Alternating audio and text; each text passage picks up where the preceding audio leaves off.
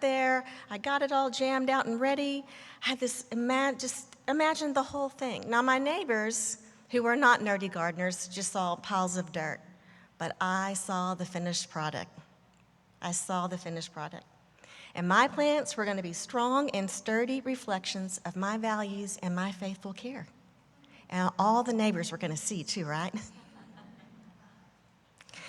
The first thing that I did was started prepping the soil because that's what nerds do.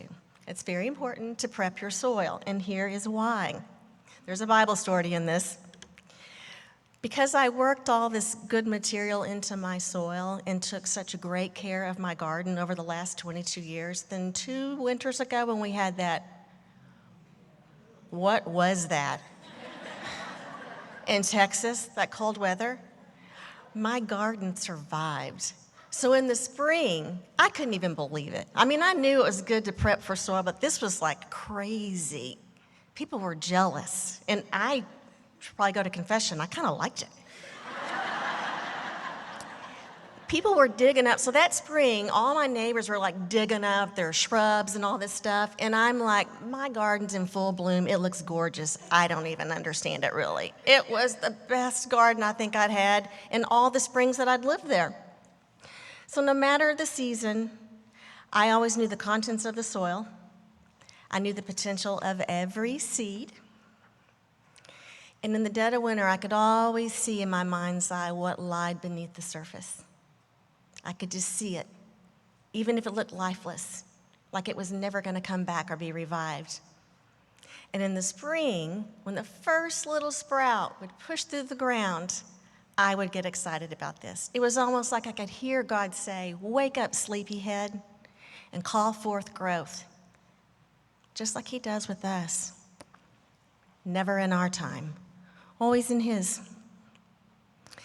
The second thing that I wanted in my yard were trees. I had a vision of fabulous, tall, sturdy, beautiful trees.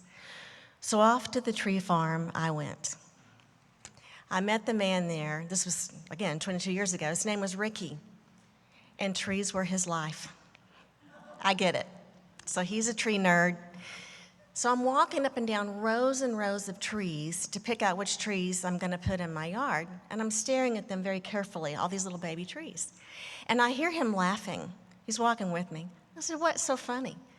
He says, "You folks get out here and you walk up and down these aisles and you look at these baby trees, the size and the shape, right? Because you want to pick the one out that looks good. Like it's an automobile in a car lot or something, right? And it's not going to change." He says, "It's a living thing destined by nature to grow and twist and turn, to change every day and with every season." So it's funny, really. And don't we sometimes do that with one another? I know I do. So thank you, Ricky, for point number 2 of my talk. When we yield to God, who causes growth, our differences serve as seeds of transformation, and we grow in trust. God makes that sway. I have 3 grown sons. I have one intellectual agnostic who's only been to Mass one time, and that was just because I said, "Please just come this Mother's Day." He said, "You know I don't believe." I said, "I know, and I'm not." He goes, "You're not going to convert me, Mom." I'm like, "I'm not trying to convert you. Here's why I want you to come with me. Try this, ladies. I don't know, maybe it'll work for you if you've got ones that won't come." I said, "I have 3 sons, but no one's ever met you. And I'm not asking you to come because I'm trying to sway your faith. I'm asking you to come because you're my son and I love you. And I'm Catholic and I love my faith. And I want the memory of having 2 things that I love just together today. Plus, I want to show you off. You're my son. And you're like a phantom son." And that was it. And he said, "I'll think about it." But that's how that works. The other 2 are free spirits.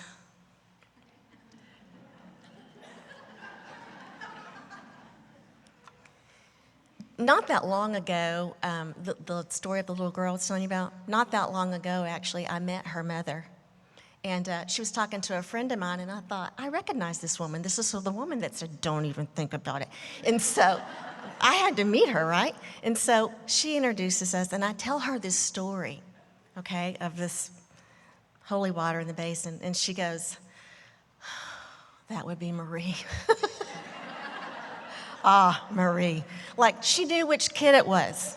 Because we all, you know what I mean? When you got more than one, you know which kid is the one that's going to just make you crazy. Well, so of the two of my free spirits, one of them in particular was the most stubborn, disobedient at times, rebellious. Oh, I'm telling you right now, if I said, hey, would you pass the salt? He'd hand me the pepper. Just because he could. I mean, it was just a long, hard 4 years in high school.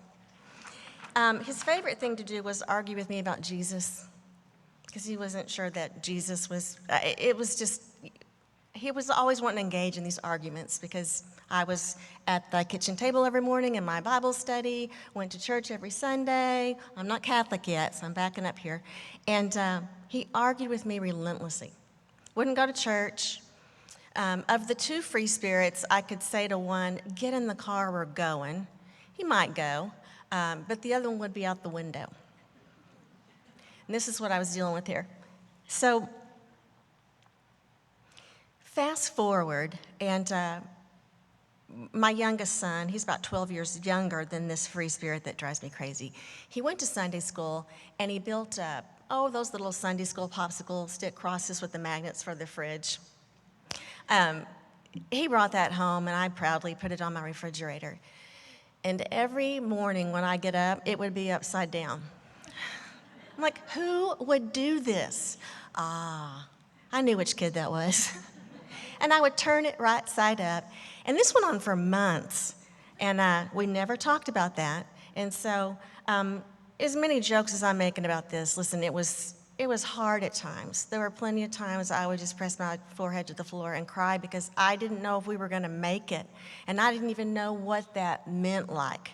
I didn't know what it looked like for me to say that, and it frightened me. I didn't even know what it really could look like to say, I don't know if we're going to make it. And so this is serious business. So the best spiritual warfare that I could think of, other than to continue to pray, was I saturated his room with the written word, with Scripture, sacred Scripture. I found scriptures that spoke to his personality, his bent, the way that he was growing, even though I wanted to chase down how he was growing and argue with God about the direction that he was going in. And so, I'm not kidding you, I had scriptures written in his bed. It's tucked under his mattress. I had it in his pillows. I wrote scriptures on the bottoms of his tennis shoes, behind his weird posters that I thought were scary.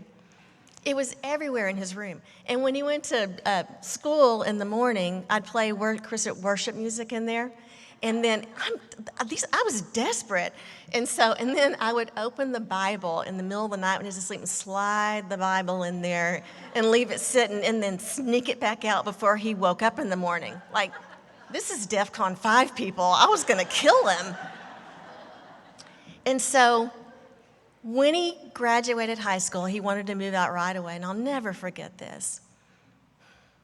I knelt before the Lord, and he didn't become a Christian. He never accepted Christ, never believed any of it. And I remember praying, saying to God, I failed him. And I was worried that I was failing my other two sons. And God being so gracious, smiling still with me, never shaming, said to me, excuse me, I think that I would be the one to determine something like that. Why don't you just trust me with the seeds that you planted and keep doing what you're doing? And so that's what I did. And I think he was maybe 22 years old. Oh, some time went by. He came home one day and he said, you wouldn't happen to have an extra Bible laying around, would you? Yeah. I was afraid to ask him why he wanted it. We'd had so many arguments about it over the year. I was like, here, we'll talk later. He had some strange, supernatural, divine attraction to the Word. I wonder why. This is really how it started with him. And so he dove into that Bible and read that Bible I don't know, through and through. And started going to church, decided that Jesus is real, and then I throw a curveball and convert to Catholicism 10 years later. He was not happy with me. Here we go again. He thought I joined a cult. I'm not making this up. I joke about it, and there were jokes, but there were times that this got tense. And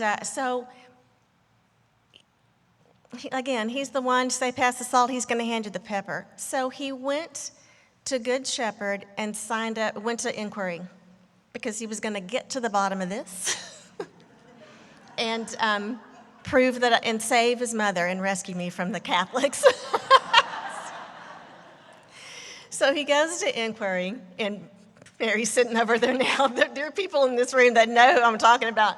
So from there, and I said to him, keep going. You've watched me study the written word for over a decade, and you know that I love Jesus. If you keep going to those classes, you will understand why I'm Catholic. So it's just triple dog dare him. What else are you going to do with this kid? So sure enough, God grew him over to the other side, and there he is at RCIA. And he asked the questions, and they answered his questions. And he coupled that with the written word, and the lights came on, and then life was starting to have more color for him. And next thing you know, he's meeting with Father Ronald, and the next thing you know, my son was baptized to the Catholic faith.